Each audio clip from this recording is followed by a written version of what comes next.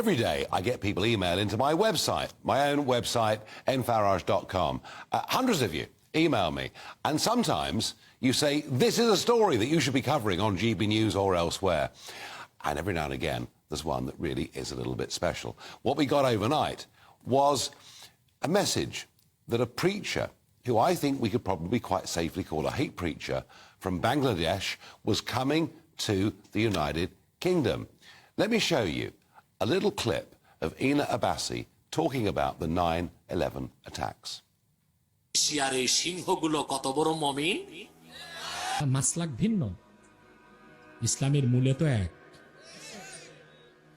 বেটা মৌলবী 50 বছর সাধনা করেও লাদেন আর মোল্লা ওমরের জুতা বহনের যোগ্যতা তোমার হবে না।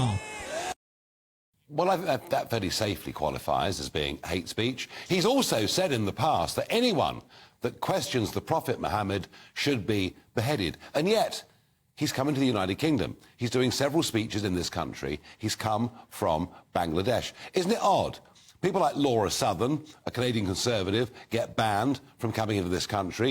Geert Wilders, who was an elected member of the Dutch Parliament, gets banned from coming into this country. Yet this man is here and free to tour and spread these messages. Tonight, I ask, is the Home Office asleep at the wheel? Let me know what you think. farage@gbnews.com. Well, I'm joined now by Charlie Peters, our GB News Investigates reporter. Charlie, this one looks pretty shocking. Absolutely. I mean, we've seen the clip there of him praising the 9/11 terrorists, describing them as brave lions, and going on also to apply great praise to Osama bin Laden, saying that his followers are not worthy to carry his shoes. That, I think, as a standalone comment, should almost certainly block you from visiting Britain, certainly from giving several lectures. And he's speaking tonight in Birmingham, right now, we believe. But also we have reports that he spoke 2 days ago in Nottingham and is due to speak in London tomorrow night. So this is a speaking tour. Now, it's being hosted by a TV channel called ION TV. They're not broadcasting the event. They are an Ofcom-regulated channel. But they did confirm to GB News over the phone that he would be speaking tonight. When we put the comments to them, saying, what do you make of these comments here? Other comments made, such as describing the Queen's Young Leaders programme as evil, and describing Ahmadi Muslims, a persecuted sect within the Islamic faith, as kafir, who need to be beheaded. So extreme comments. When we put it to this ION TV channel, they said, they weren't aware of them, saying that he was an extremely popular preacher. But indeed, when we looked him up, we found plenty. If you're a TV channel with a Sky channel, and you've got this guy coming as your guest, why wouldn't you broadcast? Yes, indeed. And when we spoke to the venue as well, we contacted the venue in Birmingham that's hosting Mr. Abbasi tonight. They also claimed they weren't aware of his comments and actually told us that he was putting on a kind message to introduce the next generation of Islamic followers into his kind rhetoric ahead of certain Muslim holidays. Now, of course, what we've heard certainly does not replicate a message of kindness. I mentioned Laura Southern, the Canadian Conservative. I mentioned Geert Wilders, very controversial, but an elected, member of the Dutch Parliament. There were many members in the European Parliament as well. I've asked the question of our audience, is the Home Office asleep at the wheel? Could it be they don't know about this man?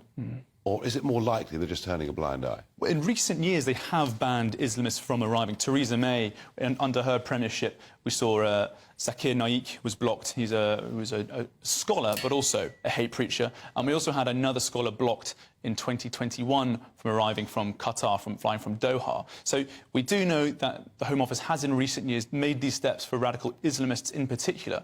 But clearly, there are so many of these speakers that Britain has had to block over the last decade or so that it must be a struggle to keep up with them. Let's for once be generous to the Home Office. I mean, it's always a first on this programme. Have we written to them, Charlie? Are we looking for answers very quickly from them? Well, they gave a very brief statement to say that extremism has no place in our society, adding that we work closely with law enforcement, local communities and international partners to tackle groups and individuals who sow division and hatred. It was a very brief response and did not address any of the individual comments that Dr. Abbasi had made that we had brought out to them. Well, And John Speller, the MP, Labour MP, has been very outspoken on Yes, this. he wants to know why the Home Office has missed it.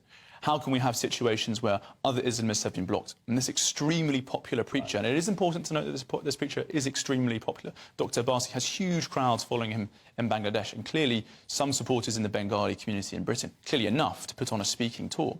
So this former Labour Defence Minister asked, you know, are the Home Office aware of this, or are they asleep at the wheel? John Speller, Charlie, you and I, we're all asking the same question. It could be that the Home Office didn't know, in which case we will forgive them. But please, when we raise a very specific point, raised by a GB News viewer, and thank you for doing that, don't ignore us anymore, or we'll be back on this case tomorrow.